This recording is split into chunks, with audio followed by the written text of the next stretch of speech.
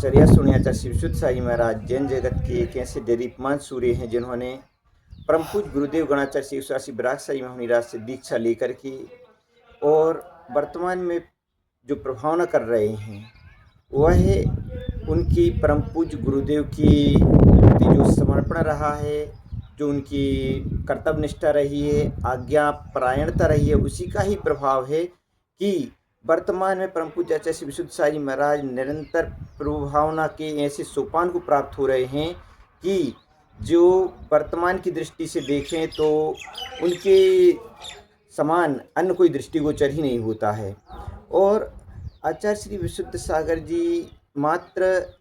प्रभावना के क्षेत्र में ही नहीं अपितु उनका ज्ञान देखें तो उनका आध्यात्म न्याय ग्रंथों पर उनकी पकड़,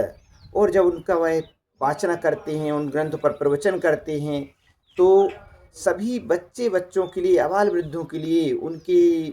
प्रवचन प्रभावक होते हैं, प्रभाव डालने वाले होते हैं। उनके ग्रंथों का जब कोई स्वाध्याय करता है तो यह आकांक्षा बनी रहती कि ग्रंथ को निरंतर पढ़ता रहूं, निरंतर पठन करता रहूं। जब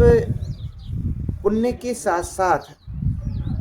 समर्पण भी होता है, गुरु की आज्ञा की पालन की भावना ही होती है,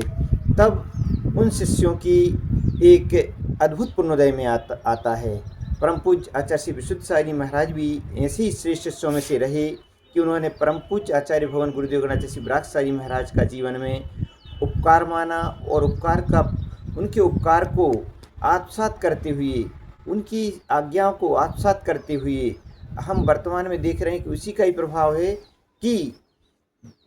चेतन तीर्थ का भी जो महद योगदान, श्रमण संस्कृति के उत्थान में जो उनका महद योगदान चल रहा है, वह भी अकल बहुत श्रेष्ठ है। और वर्तमान में निरंतर जो भी युवा है उनके प्रति इस प्रकार से आकर्षित हो रहा है कि हम आचार्य भगवान से दीक्षा लेकर के अपनी आत्मा का कल्याण करें, इस मोक्ष के मार्ग पर बढ़ें। यह परम पूज्य आचार्य श्री विशुद्ध साई जी महाराज जी के जो निरंतर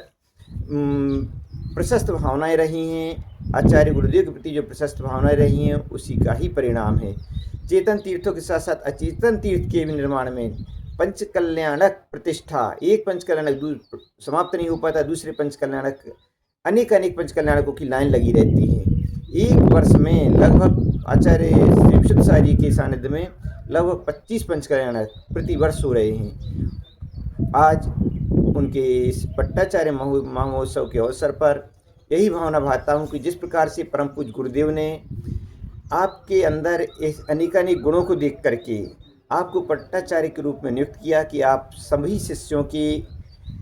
ध्यान रखते हुए, सभी को आज्ञा मार्गदर्शन प्रदान करते हुए और सभी को प्रायश्चित आदि प्रदान करते हुए सभी जो शिष्य प्रशिष्य हैं सभी में एकता संगठन को बनाए रखें। पिछले इंदौर में पट्टाचार्य महामहोत्सव के ऐतिहासिक कार्यक्रम में प्रत्यक्ष में आपको देखा कि आपने किस प्रकार से श्रेष्ठ रूप से इस कार्य को, उत्तरदायित्व को संपादन किया और आगे भी आप इसी प्रकार से संपादित करते रहें। और आचार्य भवन की जो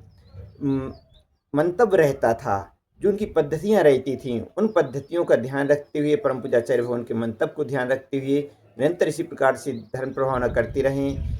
पिछले साल आपने ब्राउदती पथरिया में भी चातुर्मास किया, जो कि हमारे जो अग्रज मुनि महाराज बेस साई जी महाराज जिनकी समाधि अभी गत वर्ष हुई थी, उनकी अत्यधिक भावना थी कि आपका चातुर्मास ब्राउदती पथरिया पर हो, और वहाँ पर भी आपने चातुर्मास करके एक गुरु का हम किस प्रकार से उनकी प्रभावना करें, उस दिशा में आपने जो इस प्रकार का आज्ञापरायणता का जो संदेश दिया है, वह निरंतर इसी प्रकार से आप